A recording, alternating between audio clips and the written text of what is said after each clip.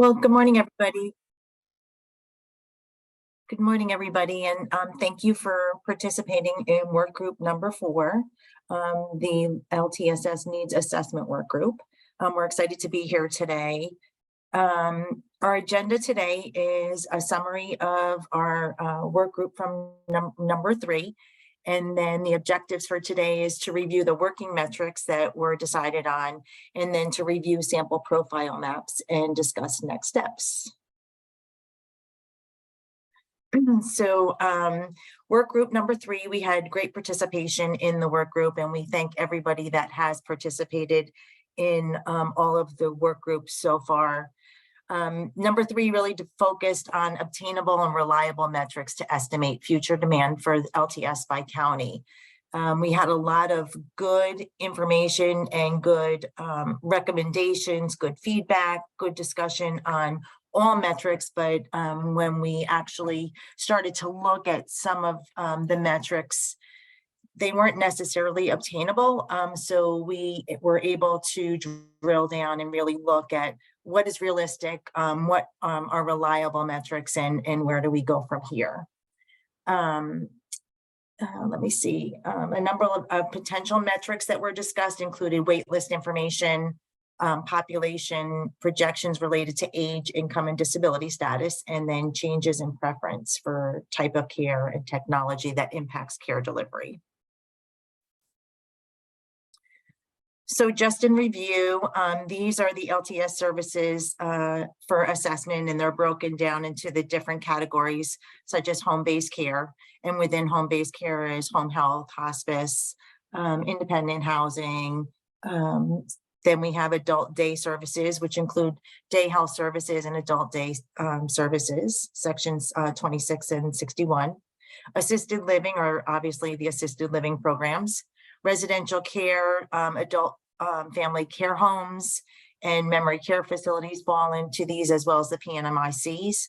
And then the nursing facilities, both nursing facilities and the specialty care units, looking at medical psych and brain injury.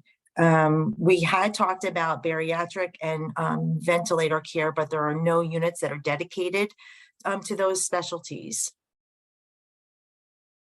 So any questions so far about work group number 3? Okay, I will take that as a no, and we can move forward. So let's talk about the objectives for work group number 4. So why are we here? And this is just a review of what we've talked about over the past other work group meetings. We would like your help and input on the following. And today's objective is really to report on initial capacity and demand metrics for LTSS needs. In prior meetings, we've talked about understanding what services the LTSS continuum is to focus on. And those are in reference to those categories that we just looked at. Understand what metrics are required and available to conduct the assessment effectively. And then understanding what data are required to project demand. And again, those were the first 3 work groups that we had. And moving on to slide 7, Paul, I think that you wanted to talk about this slide a little bit. Yeah, we're about to look at the initial metrics that that we and Guidehouse have chosen for the initial assessment, and we applied some criteria. We got lots and lots and lots of good ideas from you all, and some of these we've talked about already today. But first of all, you know, obviously the data has to be readily obtainable and reliable. So that was an important standard. We want the administrative burden of compiling this data to be relatively low, in part so that we can maintain it over time, because this is, you know, essentially the first assessment's going to be a snapshot in time, and then we'll want to repeat it over time to see if we're making progress. So the data are things that are maintained regularly. So administrative data like claims, et cetera. You'll see a lot of presence of claims data in what we're about to show you, and are updated at regular intervals. So, you know, things like a special purpose survey, for example, you won't see in here because that's something that we would then have to do over and over again. And so we really want to be able to get an assessment done sooner rather than later. There's a lot of need for it. And so we're not going to get bogged down in data that would take a long time to compile, et cetera. We're sort of in this first go around. We're looking for the best profile, if you will, that we can create with data that we have, and we are completely open to improving the assessment over time. So we see this as a first, a baseline essentially that we can build upon as we go. So with that, I will turn it back over to the Guidehouse team. Thanks, Paul. Any questions so far from anybody? Great. So let's talk about the initial needs assessment metrics. The first area that we want to talk about is capacity. And again, we had a lot of great input. Appreciate everybody's input in this task. It was a little bit of a tedious task, but I think we came out of the project with some really good capacity metrics, and again, appreciate everybody's input. It was great to have everybody contribute. When we look at the first group of metrics, so these are all related to nursing facility, and we've broken it down into institutional or home and community-based services, or all. And for nursing facilities, we're looking at bed capacity. So that was the number of beds per 1,000 people, 65 plus per county. And then we also broke it down into 85 plus per county. We're looking at NIF utilization, so occupied beds over available beds per county. We're also looking at average length of stay for main care, and then also non-main care residents within the skilled nursing facilities.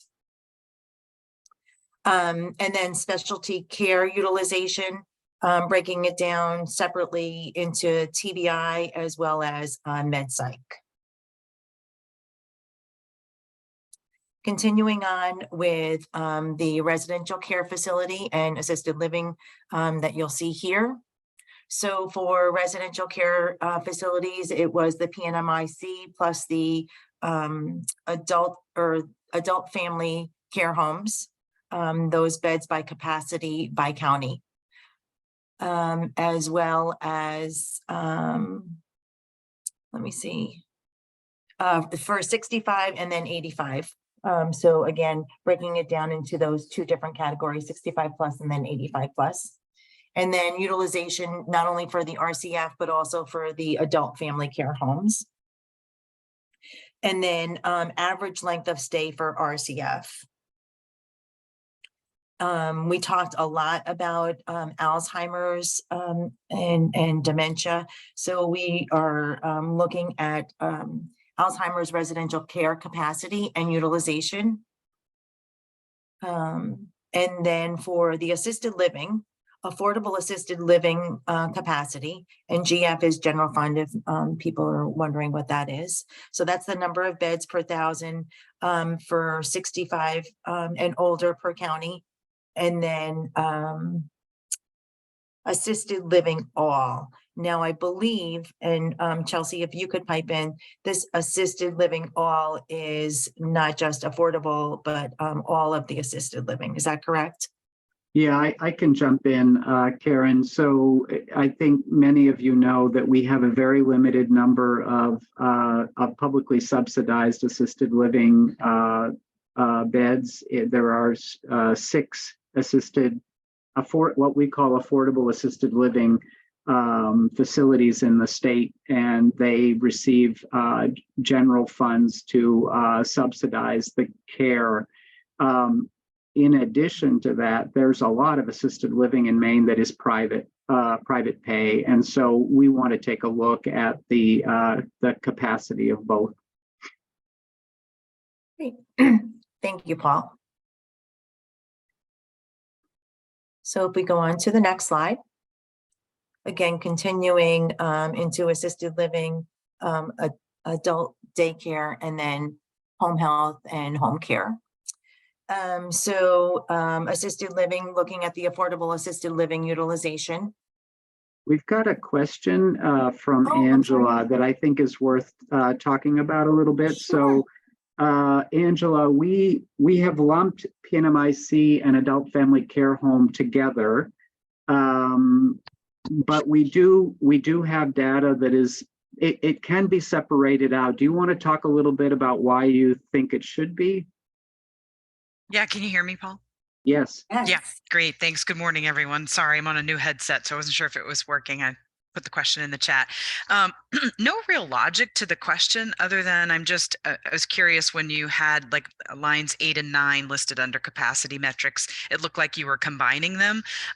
So maybe I would just ask you all, was there a reason why you were combining them? I mean, I don't have any justification other than they are separate settings. And I think, there are fewer adult family care homes than PNMICs. Right. And I would assume their capacity is a lot lower. It's certainly all residential care, but I just didn't know if it was easier to keep it together or not. I could definitely go either way on that, Angela. So I appreciate the question, and maybe others would like to weigh in. Let me tell you what we know about these two. They are very similar in terms of the needs of the people who are in them. When we look at ADLs and IADLs, for example, pretty significant need in both adult family care and PNMIC. They're both case mixed, so the payment is similar. What is different? And so, this is where I could be convinced that we should look at it is, at least in concept, the adult family care home was supposed to be smaller and more home-like. And the PNMIC, as you know, in many cases is a converted nursing home or a converted nursing home wing. So it tends to be larger and sometimes still very institutional looking in the feel. So, as a matter of policy, I think we're always trying to provide those smaller, more home-like settings. So it might make sense to look at it, separate them out. I don't know, Elizabeth, I know you're on today and you might have some thoughts on this. I would tend to separate them out to begin and then look at the data and see if it makes sense to combine. Yeah. And just do it that way. I think they are a little different. Because we could still combine them if the question is, do we have enough res care in total in a county? We could add them together, right? Because they are very similar and they serve similar people. But then if the question is, what kind should we be developing? Oh, we have very little of the smaller homes, we should be doing more there. So why don't we do that, Guidehouse team? Let's, you don't have to do it here on the spot, but let's separate out, keep the measure, but do it twice, once for PNMIC and once for adult family care home. And the last thought I would add, why it might be interesting to look just initially, is to see the geographic location, where maybe it is more appropriate to try to deliver some, on the island communities, etc. So it may be worth looking at least there. Okay, so then we, instead of having 2 measures here, we'll have 4. So one will be PNMIC bed capacity by county, and it will be for 65 plus and 85 plus. And then we'll have RCF or AFCH beds capacity by county for 65 and 85. So we'll have 4 total metrics instead of the 2. Is that correct? Yes. Okay. Just wanted to make sure. So Chelsea's taking notes. So thank you. Thank you for the discussion. I appreciate it. No, that was Thank you, Nan. helpful. Thanks, Angela. Yeah, you're always, Um, it's always I- good to have feedback from you. I see a comment from Katie here too, recommending looking at days awaiting placement in hospitals. Can you just flip back to the NIF measures, Karen? Because I think we do have that for NIF, and I think that's the only place where we actually have it in the main care claims data. Let's see. I know we talked about it. Let me just look and see. Oh, you know what? It's in our needs metrics. Yeah. Yeah. So, Katie, let's just hold the discussion till we get to the needs metrics, and then we'll talk about it. Thank you for pointing that out, though. I know we had discussed it, and I thought that we had written it down, but I couldn't remember where it was. I apologize. Yeah.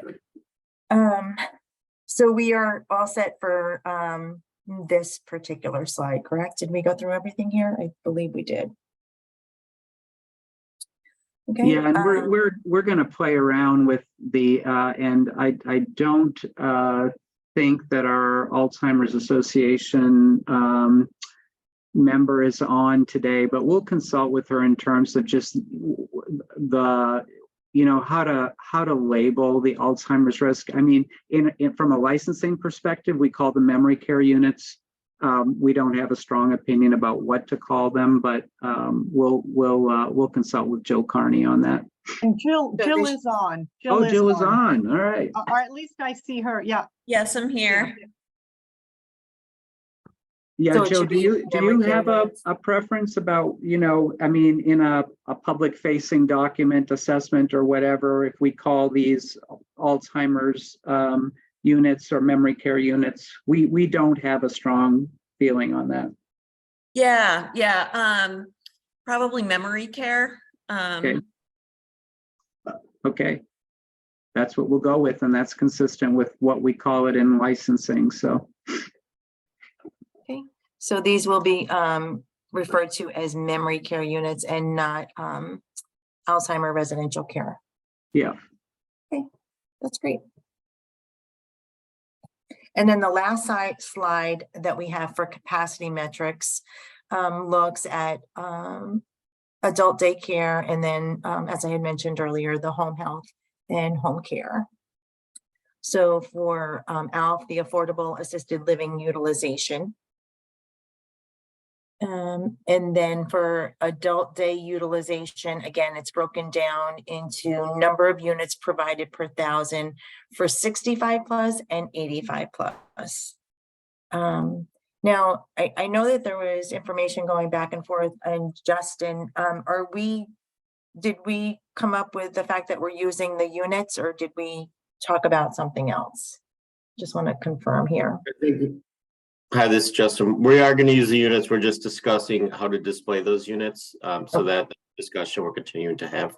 Okay, great. Thank you so much. And just for the benefit of the group, there are different units in terms of main care billing. Sometimes it's quarter hour, sometimes it's hour, et cetera. So I think this is what you're referring to, Justin. Yes. We're going to come up with a way to standardize the units so that it's apples to apples across all the different types of care. Correct. And then also, sometimes if you have like 15-minute units, showing that per thousand can be a little difficult to comprehend. So just we're figuring different ways to make it understandable and help everybody. So it's kind of a mix of those two. And it looks like we have another question. I don't, is there somebody, we have 3 chats here now. Let me just look real quick.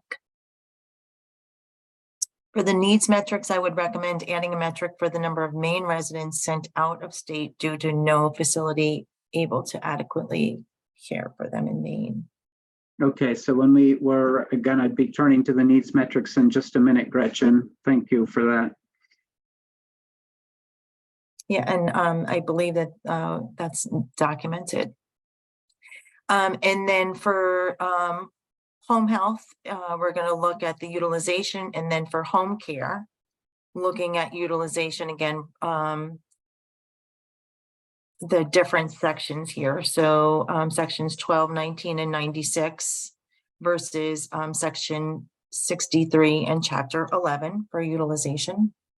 And then we're also looking at homemaker services. So this is the ISS section 69. Yeah, and just to remind people of the prior discussion on this, it is notoriously difficult to measure capacity with home care because it's, where the agency is located is not necessarily where they're delivering the service.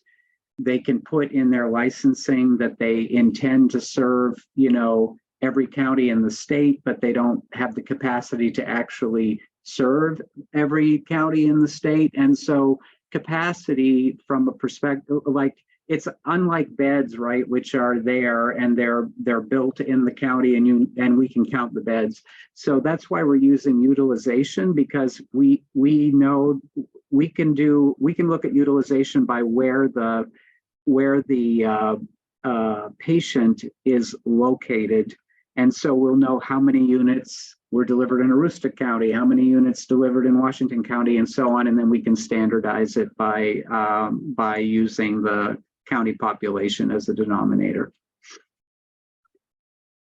Great, thank you, Paul. I think we have another question here. Oh, not a problem, Sharon. Glad you could join. So those are the capacity metrics. Any other comments before we move on to the needs metrics? And as you'll see here, I'm not sure if you can see some of the notes. We did initially speak about hospice, but since it is Medicare is the bigger payer, we decided not to include it. So let's move on to the needs metrics. So here again, the same type of identification, whether it's institutional, home and community-based services or all, and then the different LTSS service categories. So the first one that we're looking at is the average age of the main LTC users by setting. So breaking it down into NIF, RCF, PNMIC, home care, and then adult family care home. And it's a distribution of age of patients per each service type. The next is trends in disability, and it's the percent of residents with disabilities in Maine, and the definition of disabilities to be determined. The third need metric that we are looking at is the main care members in the hospital awaiting placement. And I think that this is the one that we had referenced earlier. I think it was Gretchen, was it you that asked, or Katie? Okay. Okay. So that's the number of main care members that are awaiting placement for a nursing facility bed by county.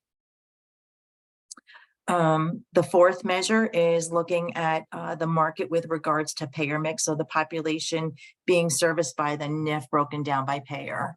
So it will be Medicare, main care, private pay, and then commercial. That's typically how it's broken down. And then the last needs metric that we have is the number of main care members that are in a NIF awaiting RCF placement. And so let's discuss Gretchen's suggestion here.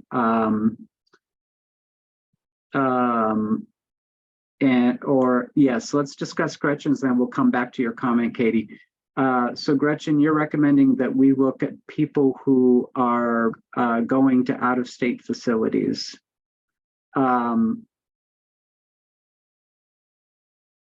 Yeah, I think just it demonstrates an unmet need here in Maine, so a demand that we're not able to meet.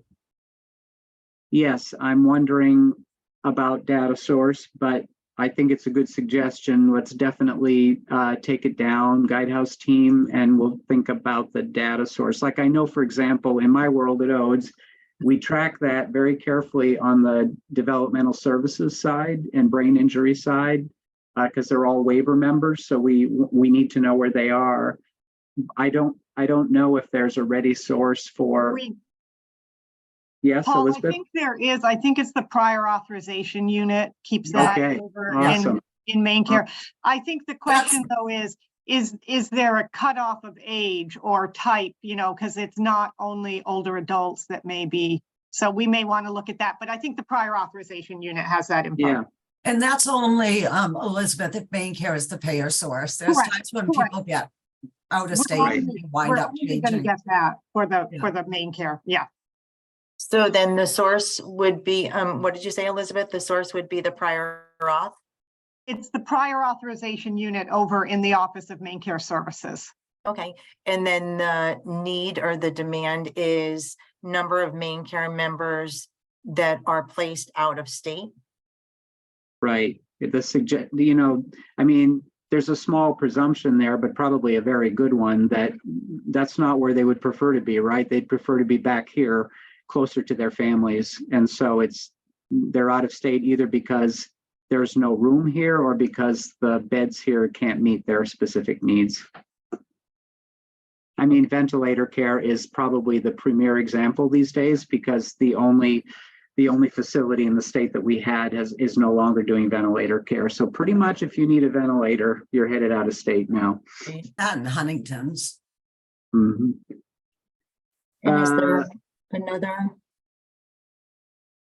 So let's go to Katie's comment about, so Katie, on the days awaiting placement, the reason we're looking at main care is because we have that in our claims because there's a billing code for it.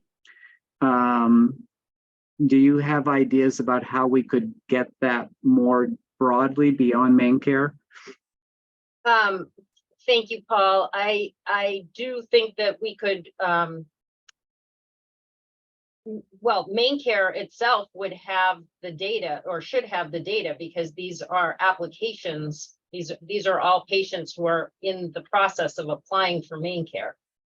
So they would have that, they should have that data. Okay, if they're applying and they successfully apply, we will have them. Right. Okay, It's, thank you.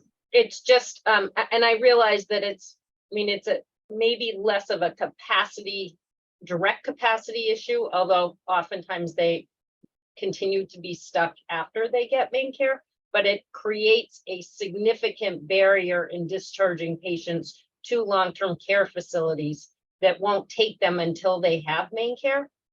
And it's 45 to 60 days oftentimes that they're in a hospital. So it seems like an important metric for us to be looking at. So Chelsea is she's having issues with her mic, but she just texted me and said, and you may have seen some of the pop-ups from Teams. We did have this initially, and then we decided to take it out. Let's take another. I think actually what Katie, so there, one is, how long are people waiting in the hospital for placement once they're appropriate for discharge, and days awaiting placement from a claims perspective would capture that. What I want to think through a little bit more is and one of the specific instances, Katie, sometimes it's like there's no eligibility issue, but there's no bed, and so they're waiting. But you're specifically also pointing to people for whom there's a bed lined up, but they're waiting for eligibility, for main care eligibility. So let's think about that some more, team, because I'm trying to think in my mind whether that would be captured in days awaiting placement, essentially, right? It's a reason why you're awaiting placement, but it's not any different than any other reason in terms of there's going to be a certain number of days that you're stuck.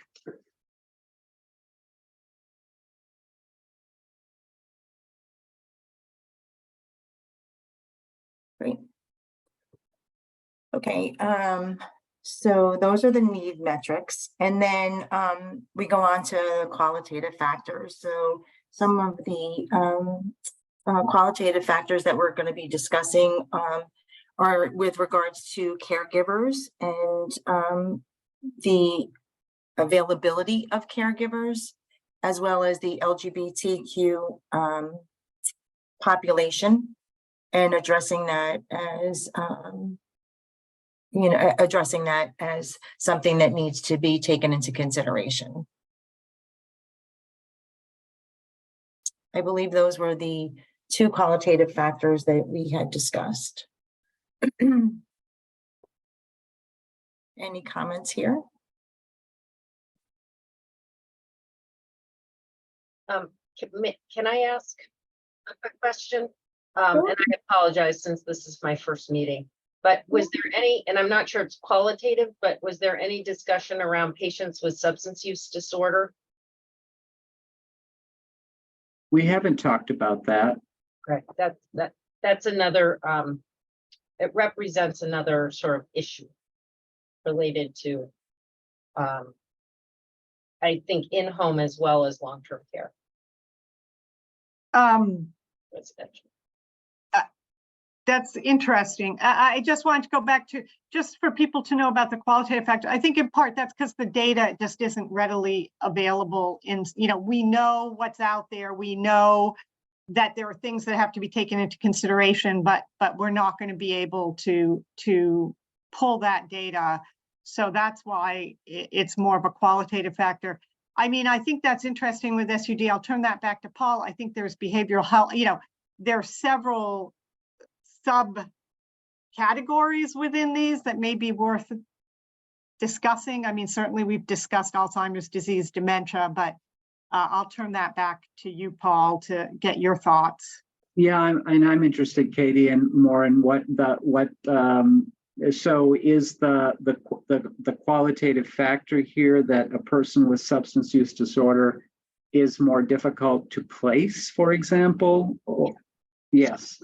Specifically, if they're on medication-assisted treatment, such as particularly methadone, and actually now, I guess it's less about substance use disorder than use of substances, but those patients who are prescribed legally in Maine prescribed medical marijuana, but no nursing facilities or long-term care facilities that are licensed can't accept that. So those are just two, but we're seeing a growing population of patients who are on Suboxone or methadone or other types of medication-assisted treatment, and for which it's creating significant challenges in finding long-term care options.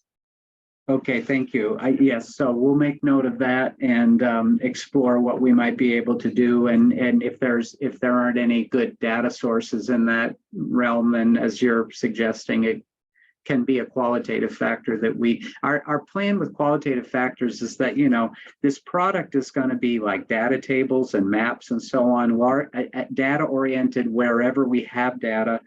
But then we want to acknowledge that certain issues are really important to all of this, but that we just can't measure. So thank you. Great. Thank you, Paul. I think there's some chats here.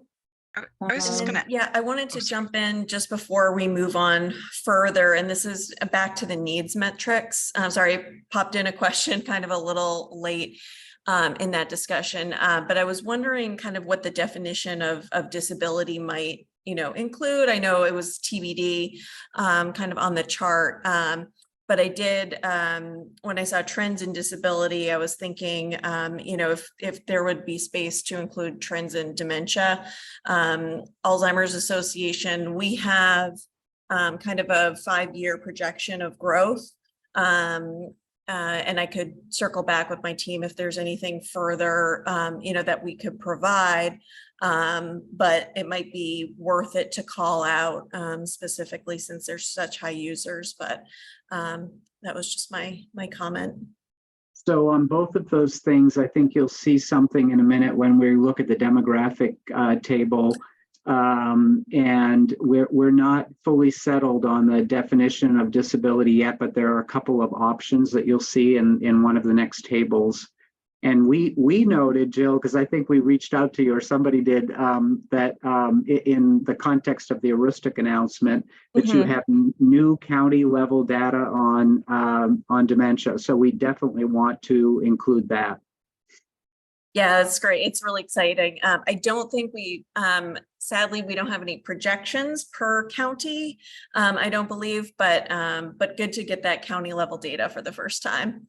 Yeah, and we could talk to your researchers, or you could, to see if it would be appropriate to whatever they're projecting statewide. Is it appropriate or inappropriate to use the same percentage to project at the county level? You know, I don't know. Yeah, I can ask our data team about that. Yeah. Thank you, Jill. Were there any other, I believe were there any other chats that we did not address? I was just going to comment, and I can't remember if it was this work group or another one that I was on in the last few months, where we were talking about the long-term care needs of morbidly obese patients. And there was actually a work group to talk about, some reimbursement rate challenges there in terms of the physical demands and lifts and transportation and things like that. I don't know if that belongs here, but I do think that that's a need of a special patient population that we shouldn't overlook. I agree, Angela. We had initially had it in the category of one of the NIF specialties for bariatric, but there are no assigned units per se for that. And so at a minimum, we ought to talk about bariatric needs as a qualitative factor. And we may through claims be able to identify, the prevalence of that. Yeah, there was a table. I remember, I think it's Derek over in the main care office had pulled that information for us. And Katie, you were nodding too. I think there were some hospital reps that were on that call as well. So it exists, at least for main care members. Yes. Yep. There you go. Great. The next bit of information, so we're coming up on 20 minutes left to the call, so I want to have time to go through the maps. But the next metrics that we had discussed and agreed upon were the population metrics that we were going to include. And as you can see here, they were broken down into different age categories. And then we had discussed initially 2 income levels, but then we added or broke them down into further different categories. And these are the 5 that we agreed upon. Veteran status would be a yes or no. And then we looked at race, ethnicity, gender identity, disability status, SSI, and then disability status, wheelchair, short-term, long-term, Social Security disability. Marital status, home ownership, participation in long-term care insurance. I believe this one we have just at the state level. I'm not sure that we have it at the county level, if I can remember correctly. And then lives alone versus others, and then rural versus urban. Yeah, and I thought that we had added the dementia, which we know is now available at the county levels, but that's a recent development. So we'll let's be sure to add that. Okay. Questions? Great. So now what we'd like to do is show you some of the visualizations that Lauren has created.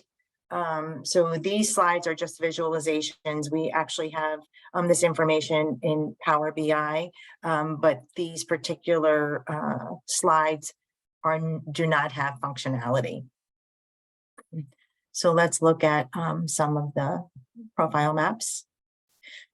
So when we're looking at utilization and figuring out or projecting what the need is going to be, we have been able to create a Power BI where we're able to filter by year and then also referral region. So you'll see here that there are 2 different shades. So we are able to filter by that and then determine that.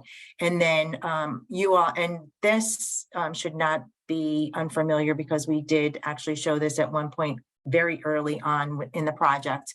But we do have a scatter plot, which shows where the facilities land within the utilization. The dark blue dots are the NIFs and the light blue dots are the RCFs.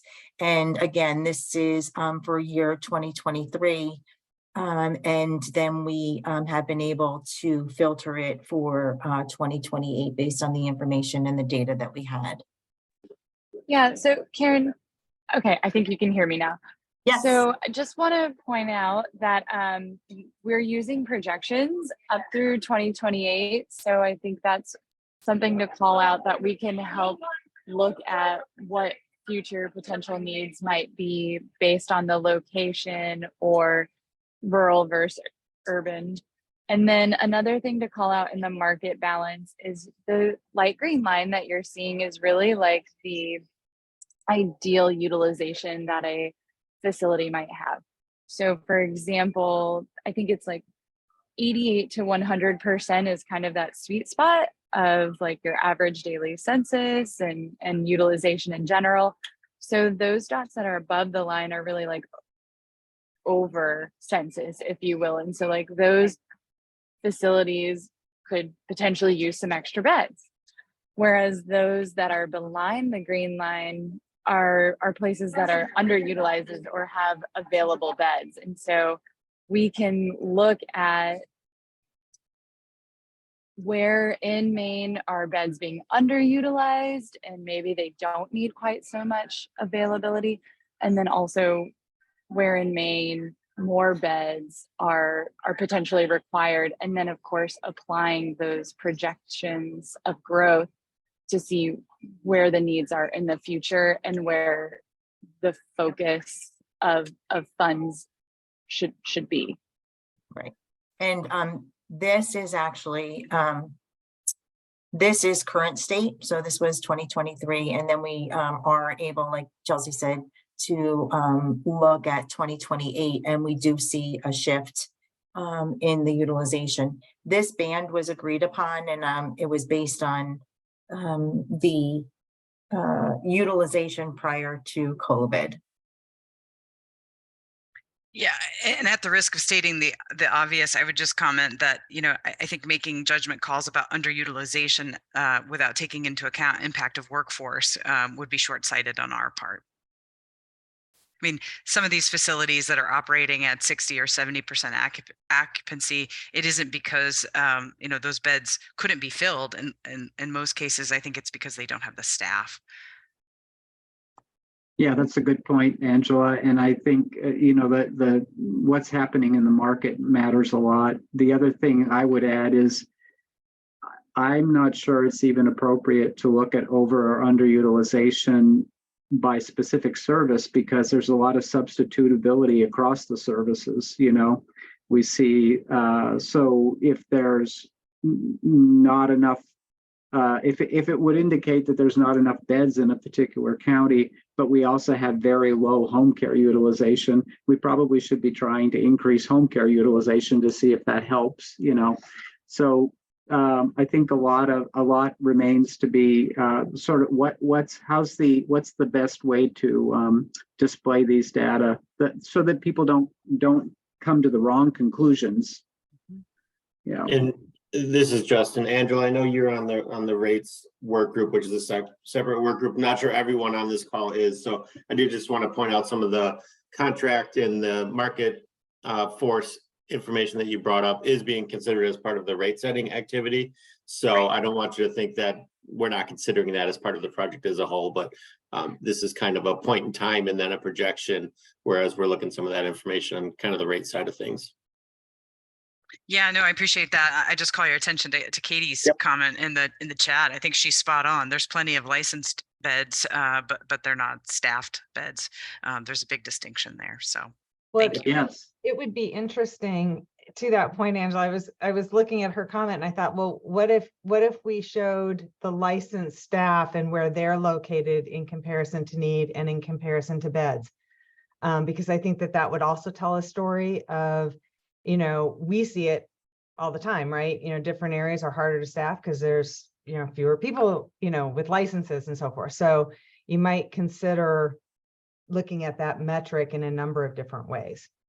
So I think that we had talked about licensed staff, but they're and looking at where the staff is licensed, but that doesn't necessarily mean that they're going to practice in that area, right, Paul? Didn't we talk about that a little bit?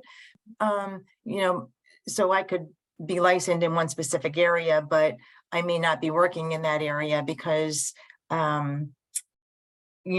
salaries are more in a different area, right? Weren't there comments about that in the past? That, and I think there are a lot of, I think when you, Angela or somebody will surely know, or Sharon, but I think also the contract labor has really distorted this, because in order to come into the state and work as a contract person, you do need to be recognized in the state of Maine. So it may show up as we have licensed personnel here, but it's actually, a contract staff. Right. No, you're absolutely right, Paul. So the temporary nurse agency piece, a lot of those agencies, all but about 25 of them are actually out of state. So that would be a difficult. What were you saying at the beginning? You need reliable data, replicable data. I mean, that would be a big moving target. I don't know. Guidehouse, you guys are good. So maybe you can pin that down, but I think to your earlier point, Angela, the data that we already are planning to load, which is the number of beds and then the occupancy, if you look at those two things together, they tell you something, but you have to be careful about what it tells you. So, like this scatter plot would suggest we have underutilization, but it's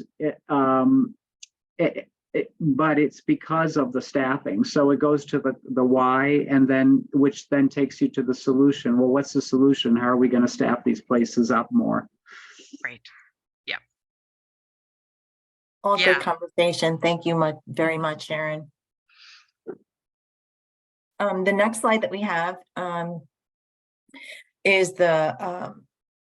we're able to really show where growth patterns are against availability and look at current and future state. So here you'll see we were able to create a heat map where there are higher growth areas in this particular region as opposed to lower growth areas in this particular region, and then layer on where those services actually are. So you'll see here all the different categories. We can filter for just specifically for adult day services, assisted living, home-based care, NIFs, or RCF. So right now we're looking at all of them, but it could be specifically filtered for the category. So let's look at, those two. Can I ask a quick question on the growth? Absolutely. Yeah. How is growth being defined? Is it where the need is? I mean, how are you figuring out what does growth mean, I guess, in terms of the data? It was a population growth. So looking at 2023 and then the projected percentage of population growth in 2028, and that was pulled from, I believe it was the Muskie report. Okay. I was just curious how it's calculated. Thanks. You're welcome. And I would say, Sharon, that for me, this it might tell us places to pay attention to, but the growth rate itself doesn't tell us a huge amount, because it might be the growth is, there are 10 people living there and there are 5 more coming. So it's a 50% growth rate, but it's 5 people, right? So you sort of have to also understand the size of the population and the growth. But these are iterations. These are sort of samples for you all of the kinds of visualizations that may be possible, and then we'll refine them over time. Certainly for me, I mean, I like visualizations in certain instances, but I always love the raw data in the table, right? So I think no matter what, we're going to have tables for folks so that you can pick what you want and take a look, and then we're going to try to figure out what would be most helpful in terms of visualizations.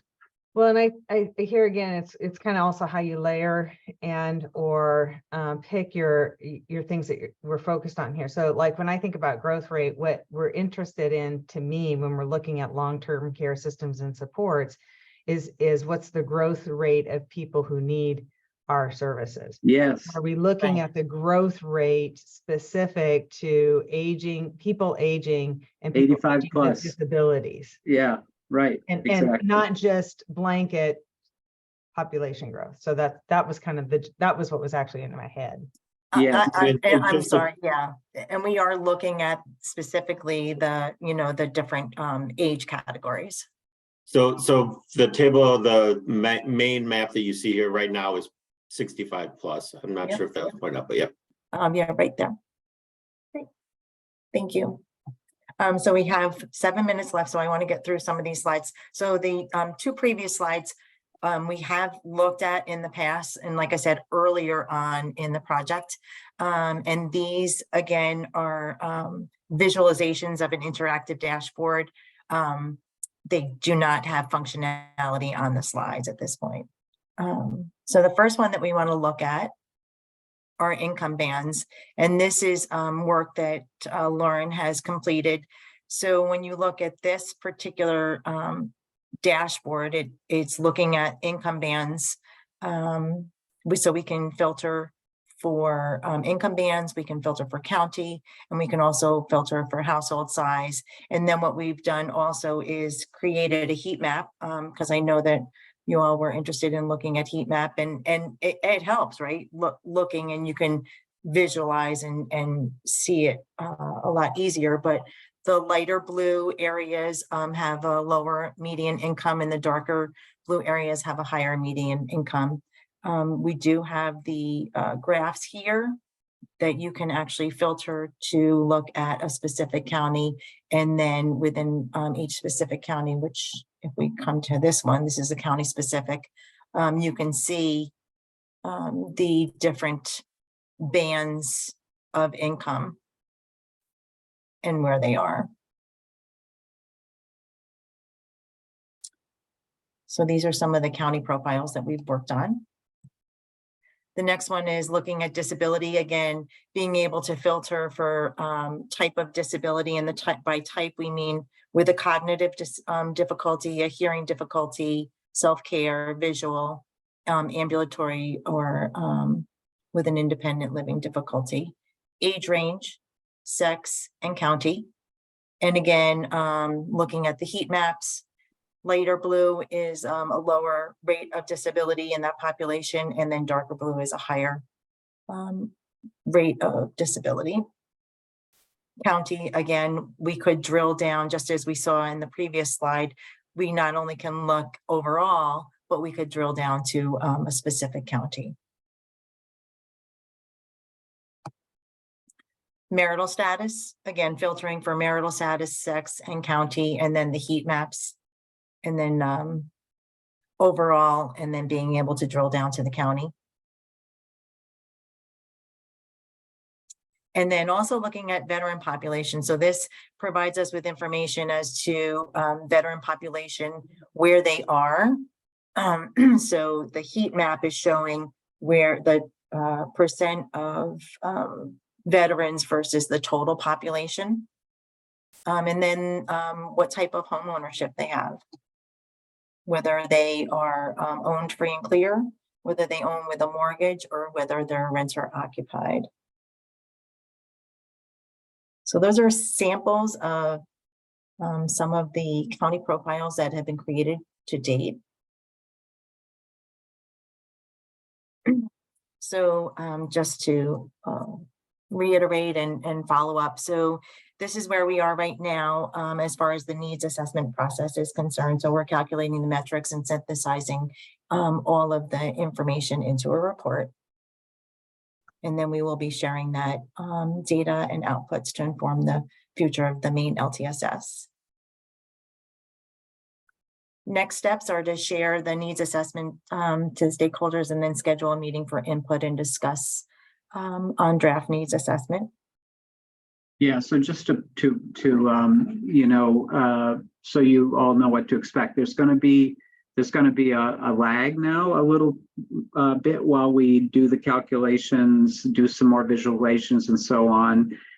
So we're not scheduling another meeting now, but when we're ready, which will be late summer, early fall, we'll send you some products and schedule a meeting to get your feedback on it. And this and that's actually what this slide shows, is that we will be reconvening in the fall But this is where we are today.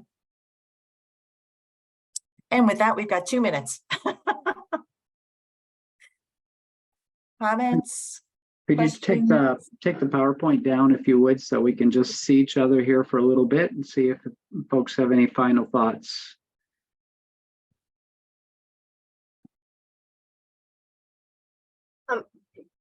I sort of missed where we ended up related to the staff versus licensed bed question. And it just seems so important to me when we look at our current challenges. I mean, the question is, how do we determine that? And does it matter, in the sense that if there's low occupancy, that's an issue, right? Especially if we've got people awaiting placement in the hospital and we have low occupancy, there's a disconnect. And why is it? We don't have any way of knowing whether it's low occupancy because that facility is phasing out, because, I mean, these days we can assume it's staffing, but I don't know how we would. That's fair. That's fair. I guess, Angela, is there, I mean, one of the questions is whether this came up at the third work group related to finance, because right now, long-term care facilities have a vested interest in holding on to their licensed beds and hoarding them, and that becomes part of the challenge. So I guess that may be a separate conversation, but Katie, to answer your question about the other work group that's focused on rates, I mean, we've certainly had very robust conversations around staffing, lack of staff, reimbursement rates, just all of the struggles that I know you're intimately familiar with as well. In terms of the bed rights and holding on to those, I mean, that hasn't really been part of that conversation in any great detail. Thank you. Sure. To state the obvious, Katie, at a minimum, I think this becomes part of the qualitative, narrative around this whole thing. And then I think to the extent there is some administrative data or something that we can gather, that's another conversation. But I think certainly all of this is going to sit within that narrative context that comes around all of this data, because it's so obvious issue.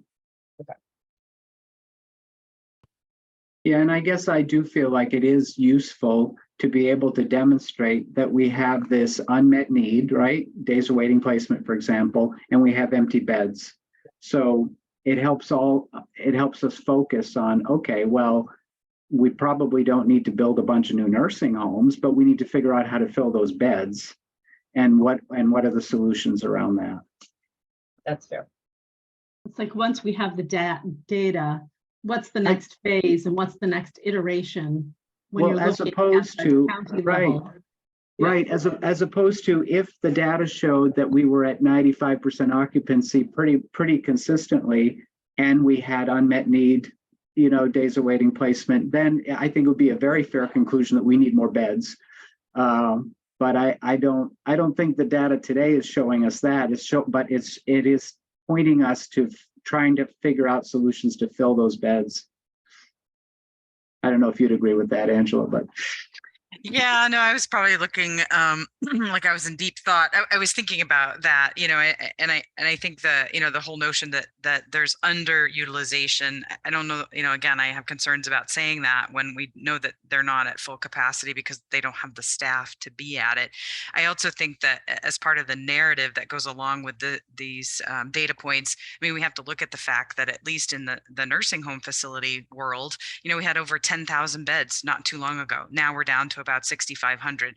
Does that mean that the oldest state in the nation that's aging doesn't need, nursing home level of care? No. I mean, I think it's a symptom of the fact that the reimbursement rate is inadequate. Facilities are closing or they're converting to lower levels of care because they don't have the staff to be able to meet minimum staffing ratios. So it's a pretty complicated problem. It is. I spend about 60 hours a week trying to figure it out, and I don't have answers. Sharon's laughing. And and maybe we can go out on this because, you know, what it reinforces for me is what we've said along the way in this work. This is important work. The data will be useful for many, many reasons. Absolutely. But it doesn't give you an answer, right? It doesn't, you don't press the button and it says, we need another 100 beds or whatever. It's not going to do that, but it's going to give us all better information to work with as we try to figure out the solutions. And maybe we can just be more, we'll be sensitive on you know, words matter, right? And especially when we're out with the public. So using words like underutilized may not be it feels like we're jumping to a conclusion, but it's a directional look to say more work needs to be done to really understand this. So it takes it to another layer. We're just giving that initial, you know, radar of a view. But I think we have to be careful not to appear that we're coming to conclusions, to Paul's point. Well stated. Thank you. So thank you all for helping get us to this point, and you'll hear from us in a little bit, and we'll get together again probably early fall to take a look at some products. Thanks, everybody. Have a great weekend. Stay cool.